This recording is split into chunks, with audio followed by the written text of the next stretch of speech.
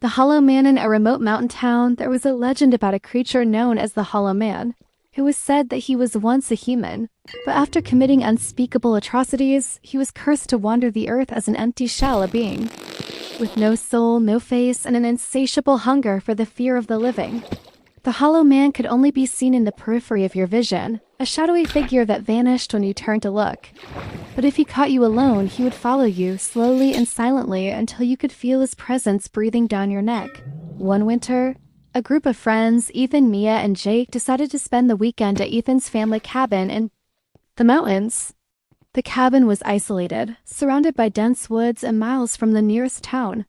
The first night was peaceful, filled with laughter and stories by the fire. But as the clock struck midnight, the power went out. Plunging the cabin into darkness, Ethan lit a few candles, and the group tried to laugh off the eerie silence that followed. But then Mia noticed something outside the window. A tall, thin figure stood at the edge of the tree line, its silhouette barely visible in the moonlight.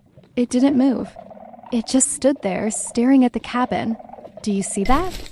Mia whispered, her voice trembling. Ethan and Jake turned to look, but the figure was gone.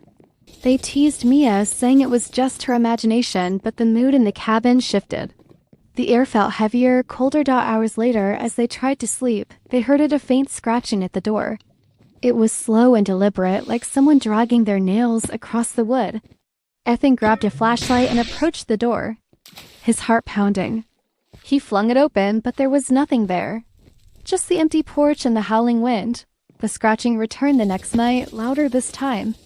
Jake insisted it was an animal, but Mia couldn't shake the feeling that something was watching them. That night, she woke up to the sound of footsteps in the hallway. She froze, listening as the steps grew closer. The door to her room creaked open, and she saw a tall, shadowy figure standing in the doorway, its face a blank void. She screamed, and the figure vanished. The next morning, Mia was gone. Her bed was untouched, and her phone was still on the nightstand. Ethan and Jake searched the woods for hours, calling her name, but there was no trace of her. As the sun set, they returned to the cabin, terrified and exhausted. That night, the scratching came again, but this time it was accompanied by a voice, a hollow, echoing whisper that seemed to come from everywhere and nowhere at once. "You can't leave," it said. "You're mine now." Ethan and Jake barricaded themselves in the living room, but the whispers grew louder, more insistent. The candles flickered and the temperature dropped until they could see their breath. Then they saw him, the Hollow Man, standing in the corner of the room.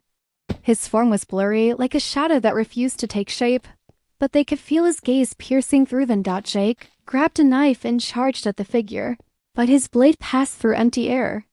The Hollow Man turned his featureless face toward Jake, and in an instant, Jake was gone.